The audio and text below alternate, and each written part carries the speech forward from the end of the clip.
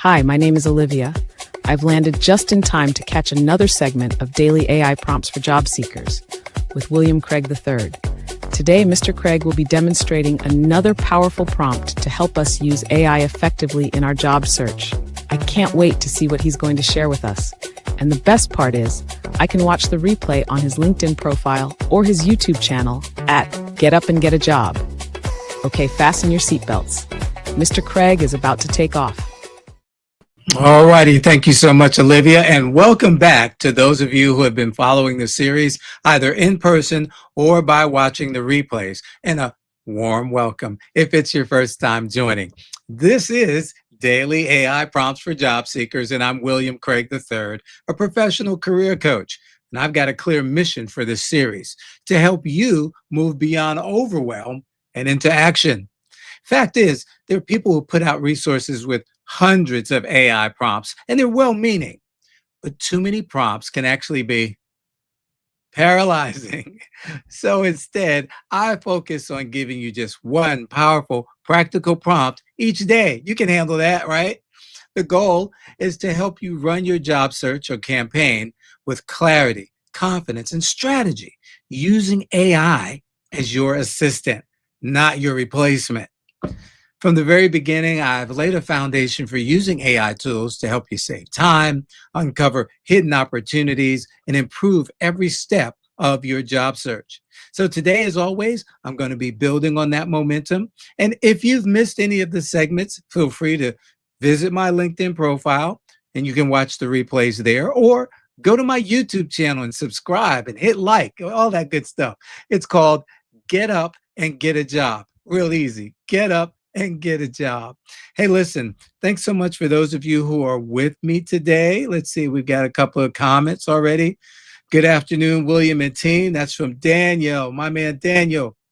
And Dawn Lewis says, good afternoon, all. Happy hump day. Do you know what day it is, right? I'm not going to do that. Let's see, I'm going to close a few things here and clear out. I've got multiple monitors and stuff going on. There we go.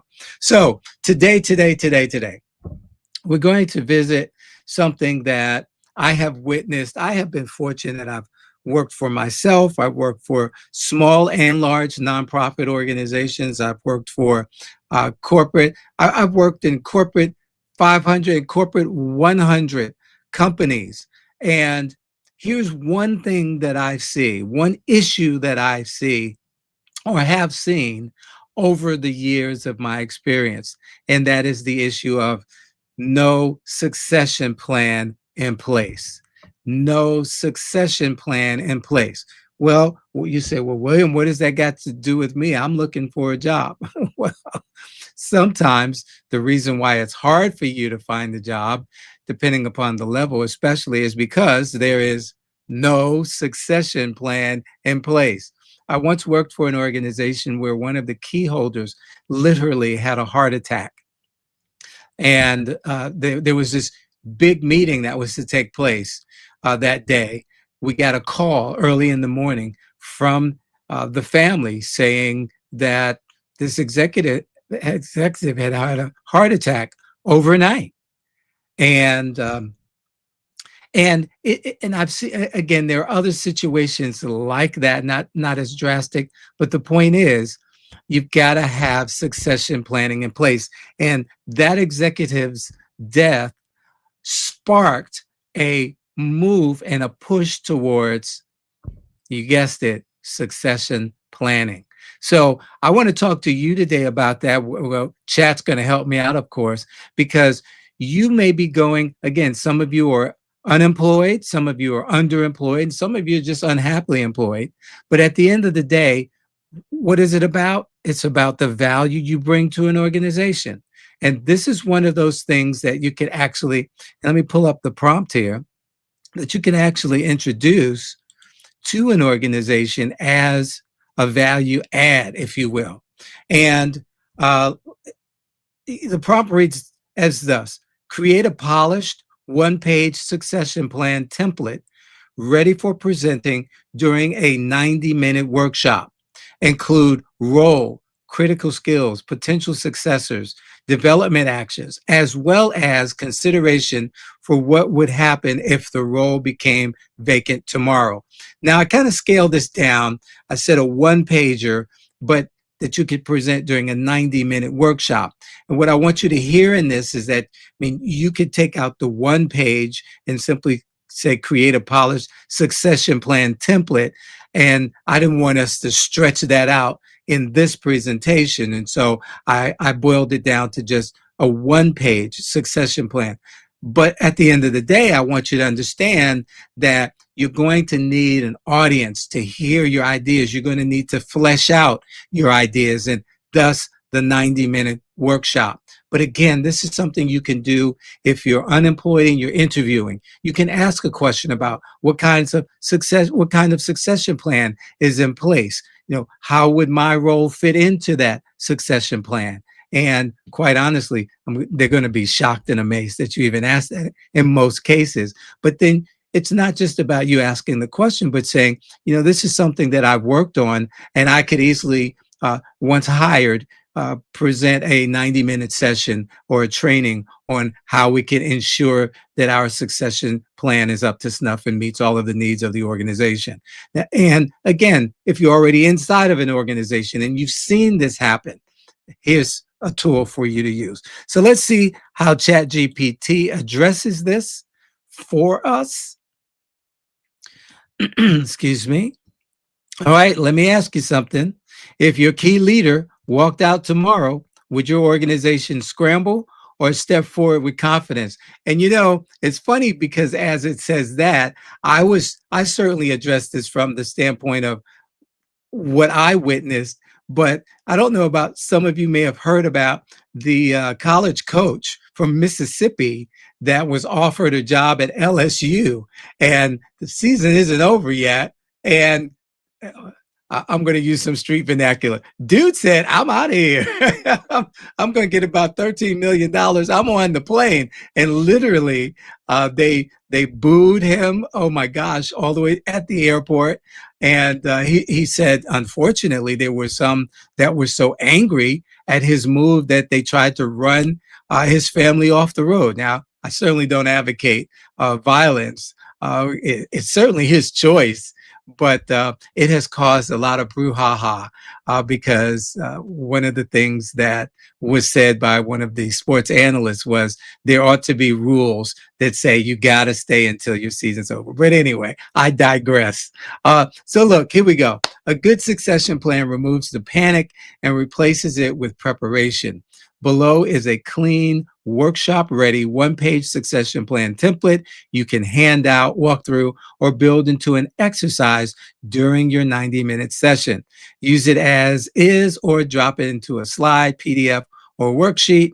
It's polished, simple, and practical. Exactly what leaders need to think clearly about the future. And that's another thing, as we talk about leaders, oftentimes in a presentation, they're not necessarily looking for all of the details, right? Because they're not going to do the grunt work. They want the high level. They want to know how it's going to work and what we need, what it's going to cost, right? What we need to put in place. But again, this gives the basic information. So let's see here. One-page template, the role, what is the role title, what department, and who is the leader or manager. The role, purpose, and scope, what this position makes happen. So brief description of why this role exists and the outcomes it is responsible for. Now, I can tell you right there, in some organizations, that's going to take a few hours right there. Well, maybe not a few hours, I exaggerate a little bit, but that's going to take a while because at the end of the day, when we look at job descriptions and what the person actually does in the role, sometimes they are very different. I'll leave it right there. You all know what I'm talking about. All right, critical skills and capabilities required. List the 5 to 7 skills someone must have to succeed in this role. All right, so we got a list of skills, key responsibilities, top responsibilities that drive performance in this role, potential successors. Now, this is really cool. Identify internal talent who could step into the role in the next 0 to 3 years. So the person's name, their readiness level. They're ready now. They're going to be ready in a year or two, 3 years or more, etc. What are their strengths? What are their development needs? And you get your list going. Development actions for successors. Check the experiences, exposures, and trainings needed.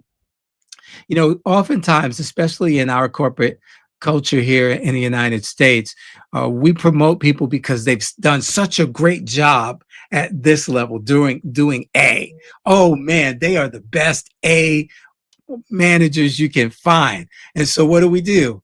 As a reward, we promote them to do B. And guess what?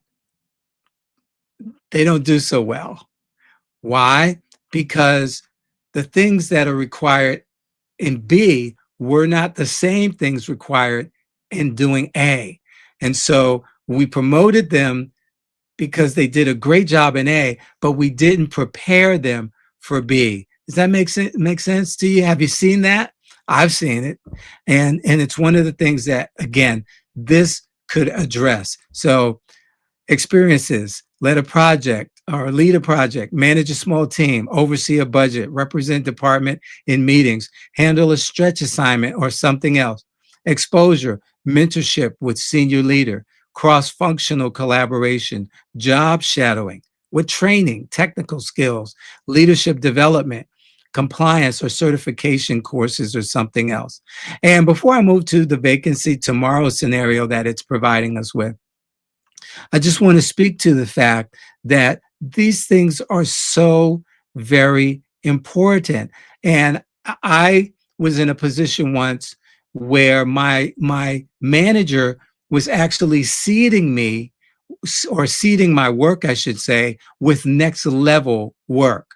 So while I was handling my day-to-day responsibilities, I was actually receiving other responsibilities, those other duties as assigned, but those other duties as assigned weren't grunt work. They were things to prepare me for the next level. And after about 6 months, she walked me into her office and said, "Hey, look, I want to promote you.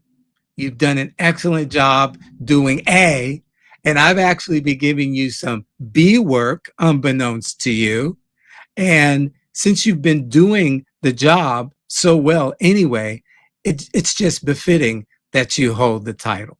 All righty. So again, that part is near and dear to my heart. Vacancy tomorrow scenario. So if the seat became empty tomorrow, immediate acting leader, who would that be? And in some cases, people haven't seriously thought about that. And in some cases, people have seriously thought about it, and they've thought that it should be them, when if there were a consensus taken, or if there was a poll taken, the consensus would be that it would not be them. So again, these are the kinds of things that you need to be thinking about up front. And this is where you bring value. You can bring value to an organization. So short-term operational risks of having that person in the role or not having a person in the role, critical tasks that cannot stop. There's some things that have to go on, right? The paychecks still have to be signed. Okay. Stopgap actions for the first 30 days. All righty. And then long-term succession strategy.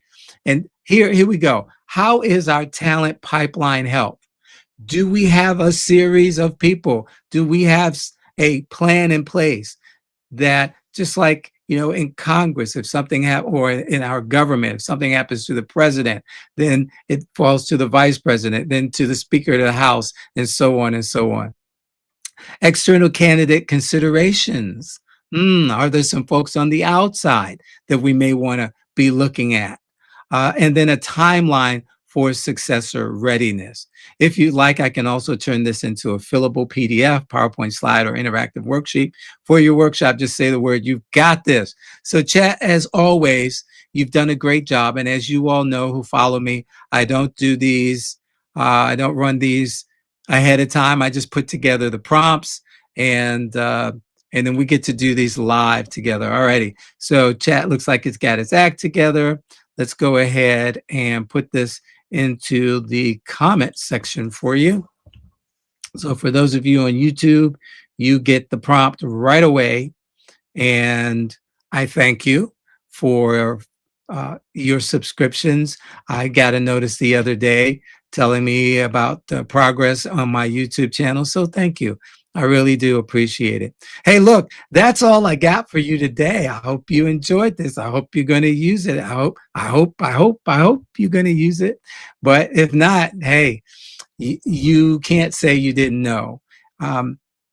Fear is a big factor, no pun intended, but fear is a big factor when it comes to utilizing some of these things that I've been sharing with you.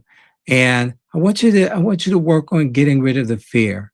I want you to work on being bold enough to share your information, share your ideas, and do it in a way, of course, that folks don't just take your ideas and run with it, but again, do it in a way that feels natural and comfortable for you, but also again shows that you're the type of person, you're the type of worker, you're the type of leader that wants all boats to rise with the rising tide.